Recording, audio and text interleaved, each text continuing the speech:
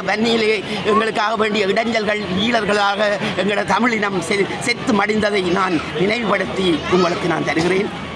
ஆனால் இன்று இருக்கப்பட்ட முந்தின அரசாங்கம் இருக்கப்பட்ட இடத்திலே எத்தனையோ குண்டுகள் வந்து விழுந்து குழந்தைகள் குஞ்சுகள் பிள்ளைத்தாட்சிகள் என்றெல்லாம் செத்து மடிந்ததை நான் இந்த கோயில் வாசலை நினைவுபடுத்துகிறேன். இனி என்ன எனக்கு வயது கூட்டது, இனி நான் செத்தாலும் பரவாயில்லை, இது உண்மையான விஷயத்தை நான் எடுத்து காட்ட வேண்டும் என்று எல்லோருக்கும் எடுத்து காட்டுகின்றேன். இந்த பண்டிதரிசி அம்மன் வாசலை வைத்து குழந்தைகள் குஞ்சுகள் செஞ்சோலையில் இருக்கும் சிறு குழந்தைகள் எல்லாம் செத்து மடிந்து அங்கே குண்டுகள் போட்டு செத்து மடிந்தது.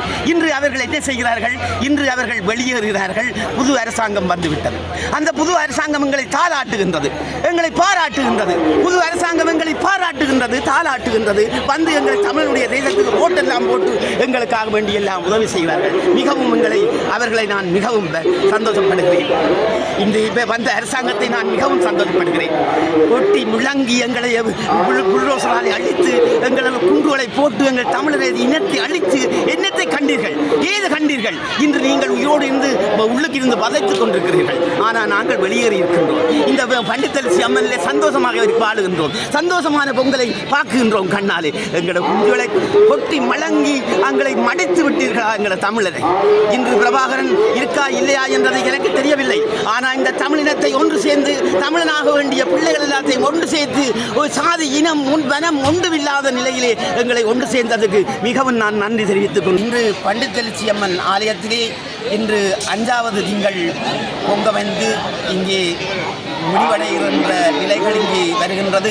அதனால் வழியால் இங்கே மக்கள் எல்லாம் கடைசி நேரத்துக்கு பங்குனி திங்கள் 5 திங்களுக்குள்ளையும் இங்கே பொங்கி இதை சிறப்பிக்க வேண்டும் என்பதற்காக அதே வேளையிலே கும்பாபிஷேக நிகழும் அதுக்குள்ளே நடக்கின்றது.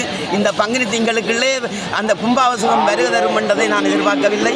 அப்படி இருந்தும் இந்த மக்கள் அந்த கும்பாபிஷேகத்தை எதிர்பார்க்கக்கூடிய பங்குனி திங்களுக்குள்ளே இந்த கும்பாபிஷேகம் சேர்ந்திருக்கின்றது. அதுவும் மிகவும் அம்மாளுடைய புதுமைதான் என்பதை நான் அறிய வேண்டும். ஏனென்றால் பண்டிதரிசி அம்மன் ஆலயம் என்றால் எல்லோர்களுக்கும் சதுரம் நடுங்கிற மாதிரி நடுங்கும். ஏனென்றால் அவ்வளோ தூரத்துக்கு ஒரு புதுமையானவா, எல்லாருக்கும் ஒரு அற்புதம் நிறைந்தவா, எல்லோர்களுக்கும் அள்ளி கொடுத்து நல்லா வைத்திருந்து வெளிநாடெல்லாம் போயிருக்கு. ஆனால் உண்மையிலும் வந்து ஒரு பிரபாகரன் ஒரு போரை செய்யவில்லை என்றால் உண்மையிலும் வெளிநாடுகள் ஒரு பிள்ளைகளும் போகாது. ஆனால் பிள்ளைகளை போக வைத்தது உண்மையிலும் பிரபாகரன் தான் என்பதை நான் உறுதிப்படுத்துகின்றேன். ஏன்னால் தோட்ட வேலையை செய்து இருந்து பிள்ளைகளை கட்டி காத்த குடும்பம் இன்று பிள்ளைகள் எங்கேயும் சிதறப்பட்டு போனாலும் இது பிள்ளைகள் போய் வெளிநாடு போக வேண்டும் என்பதற்காக முழு பேரையும் வெளிநாடு அனுப்பினது பிரபாகரனுடைய மன எண்ணத்தால். அதைவிட சரி, நாங்கள் அதைவிட இன்னும் ஒன்று இது இருக்கின்றது. இந்த பண்டிதரிசி அம்மன் அந்த காலத்திலே ஒரு காடாகத்தான் இருந்தது, பெரும் பத்தியாக இருந்தது, பத்து பார்க்க முடியாத ஒரு பத்தியாக இருந்தது. அதே வேளையில் ஒரு மரம் இருந்திருக்கலாம், அந்த மரத்துக்கு கீழே தான் கடைசியாக இந்த அம்மன் தோன்றியிருக்கலாம். அந்த வரலாறு அதை தோன்றப்பட்டதுக்கு முன்னமாகவே எத்தனையோ தலைமுறைக்கு முன்னமாகவே இந்த பண்டிதரிசி அம்மன் ஆலயத்திலே அந்த மாட்டை தாக்க பண்டித்தலியாக வந்தபோது இங்கே மிகவும் ஒரு பக்தி புரிந்த ஒரு ஆலயமாக மாறப்பட்டபடியால் இன்று மக்கள் எல்லாம் அணிதிரன்று வந்து இங்கே பொங்கி படைத்து அப்படியான ஒரு நிலை செய்கின்றார். ஆனால் எந்த ஒரு ஆலயத்திலும் அப்படி இல்லை. ஆலயமாக அப்படி இருக்கின்றதாக இருந்தால் ஒன்று வன்னியில் இருக்கின்ற ஆலயம் ஒன்று இதுதான் இருக்கின்றது.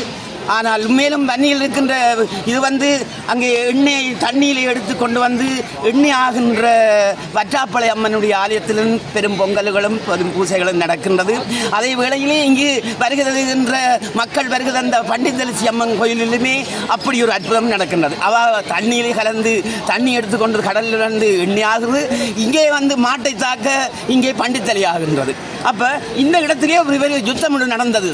சாவகச்சேரி தொகுதியிலிருந்து மூவண்ணி கொண்டு வரும்போது இங்கே சாவகச்சேரியிலிருந்து மூவண்ணி கொண்டு வரும்போது சரியான சனங்கள் கொந்தளித்து கொண்டு ஓடும்போது இதுக்கு ஒரு குடும்பம் வாழ்ந்து கொண்டிருந்தது. இங்கே மட்டும் குடும்பம் தான் இதுக்கு வாழ்ந்து கொண்டிருந்தது. இந்த தேர் முட்டிக்கு அருகாமே இருந்த போட்ட பிளேட்டுக்குள்ளேயே இருந்தபடியே நான் இராணுவம் இங்கே இருந்து அவைகளை உடைத்து அந்த கதவை உடைத்து அந்த உள்ளுக்கு இருந்த ஆக்களை மீட்டு கொண்டு வந்து நீர்வேலியில் கொண்டு வந்து சேர்த்தார்கள். இது உண்மையான விஷயம். ஆனால் இந்த அந்த உள்ளுக்கு இருக்கும்போது இப்போ இங்கே ஐயா அவரால் இருக்கிறார், வயதவன் ஐயா அவரால் அவரும் சேர்ந்து தான் அங்கே இதுக்குள்ளே வந்திருக்கிறார்கள். அவருக்கு இப்போ வயது போட்டது ஒரு சாடியர் இந்த தனியத்தான் இருக்கிறார் பிரம்மச்சாரியாக. அவரும் இதுக்குள்ளே இருந்துதான் வந்தவர். வந்தபோது பள்ளிக்கூடம் நீர்வேலி பள்ளிக்கூடத்தில் வந்து சேர்ந்தார்கள். அப்போ நான் அவர்களை கேட்டேன், நீங்கள் என்ன இராணுவம் கொண்டு வந்து விட்டது, நீங்கள் எங்கே இருந்தீர்கள்? பண்டித்தலிசி அம்மன் ஆலயம் தேற்றுக்குள் உள்ளே இருந்த குடும்பம் தான் நாங்கள். இன்று இராணுவம் எங்களை கொண்டு வந்து விட்டது. கடவுளே முருகா, அப்படி ஒரு வல்ல சக்தியானவளை உங்களை கொண்டு வந்துட்டு இல்லையண்டா இதுக்கே வச்சு சுட்டால் என்ன செய்கிறது என்று அம்மாள் அப்படி அவையையும் காப்பாற்றி கொண்டு வந்த இதை நான் நேரடியாகவே அவைகளை கண்டு கதைத்து பேசினேன். அந்த குடும்பம் இங்கே தான் இருக்கின்றது. அந்த குடும்பம் இருந்த குடும்பம் இங்கே தான் இருக்கிற கோயிலுக்கு அருகாமே தான் இருக்கிறார்கள். அப்படி ஒரு புதுமை வாய்ந்ததை நான் காணவில்லை. அப்படி ஒரு யுத்த நிலையில் இதை கொண்டு போன நிலையில் தள்ளி போட்டு சுட்டு போட்டு எறிந்து விட்டுலாம் தாட்டு இருக்கலாம். ஆனால் அம்மன் புதுமையால் அவை அங்கே கொண்டு வந்து சேர்த்ததை மிகவும் நான் அம்மாளை மிகவும் எண்ணுகின்றேன். அப்படியான ஆலயம் இந்த ஆலயத்திலே இந்த காட்டி அழித்து சீமெண்டாக கட்டப்பட்டு மாவுள் எல்லாம் பதிச்சு சீமெண்டாக கட்டப்பட்டு ராஜகோபுரம் கட்டப்பட்டு இங்கே இருக்கிற தூணுகள் எல்லாம் வரடிக்கப்பட்டு தான் இந்த ஆலயம் இப்போ வானோங்கி காட்சி அளிக்கின்றது. இங்கே வந்து இங்கே என்ன இது சொல்கிறேன்டால் நல்லூர் மாதிரி வானோங்கி காட்சி அளிக்கின்றது. அந்த நல்லூர் பிரதேசத்திலே எத்தனையோ அடியார்கள் வந்து இருந்து கிடந்து பிரதட்டு செய்து அப்படியெல்லாம் செய்த நல்லூர் பெருமானுடைய அந்த முருகப்பெருமானுடைய வாசலில் ஒரு எங்களுக்கு ஒரு பெரிய கோயில் என்றால் யாழ்ப்பாணத்திலே உண்மையிலும் அங்கே நல்லூரைத்தான் நாங்கள் இசைக்க முடியும். ஆனால் நல்லூருக்கு அது மற்ற கோயில்களை நாங்கள் கூடான்னு சொல்லவில்லை. ஆனால் எங்களுக்கு ஒரு தமிழனுடைய எண்ணம் ஒரு எங்களுக்கு எப்படி சொல்லுகின்றன்னு தெரியாது. தமிழன் என்ற ஒரு சைவ சமய நிகழ்வு என்றால் நல்லூரைத்தான் முதலிடமாக நான் மதிக்க முடியும். ஏனென்றால் அங்கே இருக்கின்றவர்கள் நேரடியாக ஒலிபரப்பிலே அந்த முருகனை பார்க்கிறார்கள். வெளிநாடுகள் கூட பூசைகள் பார்த்து கொண்டிருக்கிறார்கள். 24 மணி நேரமும் அங்கே இருக்கிற தேரை இழுத்து கொண்டு வரும் வரையும் பார்த்து கொண்டிருக்கிறார்கள்.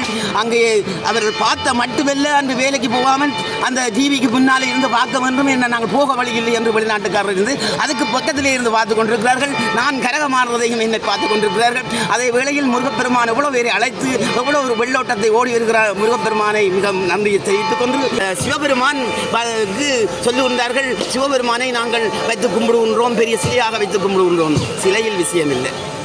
ஒரு கோழி முட்டை வடிவம்தான் அவருடைய ஒளி. அவருடைய ஒரு கோழி முட்டை வடிவமாகத்தான் அவருடைய பிரசாதிக்குது. ஏன்னா கோழி முட்டையை உடைத்த உடனே அந்த முட்டை இருக்கிற இது கீழே விழுந்த உடனே அது பிறையை தொழும்பி சிவபெருமானாக காட்சி அளிக்கின்றது. என்ன அர்த்தத்துக்காக சொல்றேன் வழியை, மற்றபடி அதை எடுக்கவில்லை. என்னென்று கேட்டால் இது ஜோதி வடிவம். இறைவன் வந்து மனித உருவமும் இல்லை, இது ஜோதி வடிவம். இன்றைக்கு நான் உங்களுக்கு முன்னால் நான் ஒதுக்க வேண்டுமோ சிவ வடிவத்திலேயே நான் ஒழிப்பேன். இன்று நான் உங்களுக்கு அம்மனாக நான் காட்சி அளிக்க வேண்டுமோ ஒரு தாயாக காட்சி அளிப்பேன். ஒரு முருகனாக காட்சி அளிக்க வேண்டுமோ ஒரு குழந்தை பிள்ளையாக காட்சி அளிப்பேன். ஒரு அம்மனாக அளிக்க வேண்டுமோ ஒரு சிறு குழந்தையாகவே வருவேன். அப்போ அதனால் வழியால் இந்த நட்டகல்லு பேசுமா நாதம் இருக்கையிலேயே சுட்ட சட்டி கரைச்சி அறியுமாண்டு இந்த நாங்கள் அற்புதத்தை சைவ சமயத்துக்காக ஒரு சிலையை வைத்து கும்பிடுகின்றோம் வழியை. ஆனால் உண்மையிலும் வந்து நாங்கள் எடுக்கப்பட்ட விஷயம் ஒவ்வொரு அடியார்களும் ஒவ்வொரு இறைவன் இருக்கிறார். அதை நான் வேண்டிக் கொள்ளுகின்றேன். அவருடைய இங்கே இருந்து எத்தனையோ குழந்தைகள், தமிழ் குழந்தையோ சிங்கள குழந்தையோ இது இருந்தாலும் அந்த குழந்தைகளுடைய பாதத்தை நான் நினைத்து இங்கே இருக்கிற பெரிய அடியார்கள், பெரிய பட்டதாரிகள், எல்லாற்றை அடியார்களும் கால் பாதத்தை இணைத்து நான் கும்பிடுகிறேன். அவர்களுக்கு உள்ளத்தில் தான் இறைவன் இருக்கிறான் வழிய, மற்றபடி அங்கே ஒரு விஷயமும் இல்லை. ஆனால் இறைவனுண்டு ஜோதியாக இருக்கிறான் என்று தெரியும். ஏனென்றால் சூரியன் உதிக்கின்றது, சந்திரன் வருகின்றது, நிலவு உரிக்கின்றது, வானம் சிறக்கின்றது. வானத்தில் இருக்கின்ற சூரியன் சிறக்கும் போது வானுக்கு பூமியில் இருக்கின்ற பூக்கள் சிறப்பியாக வருகின்றது. அந்த பூமியில் அந்த சூரியன் பட்டவுடனே அந்த பூக்கள் சிறந்து வருகின்றது. சூரியன் இல்லை என்று சொன்னால் ஒரு பூக்களும் பூக்காது. மனிதரிலும் விஷயமில்ல, பூவிலும் விஷயம் இல்லாமலேயே போய்விடும். அப்போ அதனால் படியால் சூரியன் சிவபெருமானாக இருக்கிறபடியால் அந்த ஒவ்வொரு கண்களையும் எங்களை பார்க்கின்றதுக்காக சூரியன் ஒவ்வொரு கண்களாகவே எங்களை பார்க்கின்றார்கள். அது மிகவும் நாங்கள் பொங்கி படைத்து ஆலயத்திலே ஒரு சிறப்பு ஒரு சிலையை வைக்கின்றோம் என்றால் ஒரு சைவ சமயத்துக்கு எடுத்துக்காட்டுதலாக இருக்க வேண்டும் என்பதற்காக